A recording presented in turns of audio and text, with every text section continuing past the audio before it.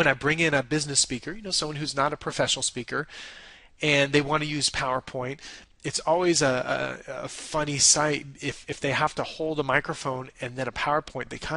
They have this brief moment of panic because they're not used to holding two things. So we practice like we're going to teach you, but we don't practice with the stuff. So I want to encourage you, practice holding items. I used to hold a lint brush in one hand and a comb in another, and you got to get used to these things in your hand, especially if you use a lot of hand gestures and things like that. So just some things you want to be aware of that you might want to need to hold or get familiar with. Microphones. There's different types of mics. There's lapel mics or headset mics. There's handhelds. There are also the lapel mics are sometimes called lavaliers, but you might not be used to it. The wireless mics actually they're not heavy, but they're heavier than you might think they are.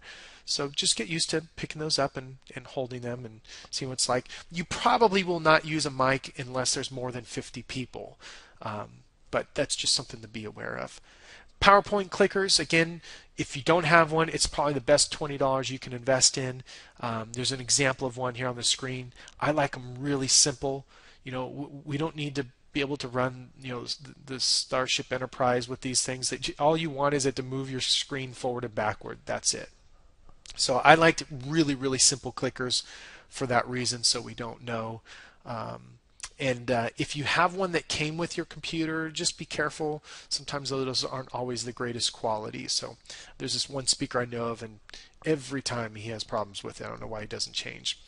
So notes, if you're going to use notes, hopefully you're not, but especially if you're doing a training, just be aware of it. Use them for reference. You don't want to be reading from them. A great way to use notes is just to have them on a podium or a table so you can go to them, but you're still up in front of the room presenting, even in a training environment. Handouts, same way. My best recommendation here is make sure you have other people who will distribute them, and I would probably distribute them after your talk because it can be a really big distraction and you kind of lose them. So if it needs to be out there for the talk, then make sure that it's done well before you get started so that way they've got what they need. And any props or visual aids, some people like to do different things, bring different things in. They're all great. They're perfect and fine to use.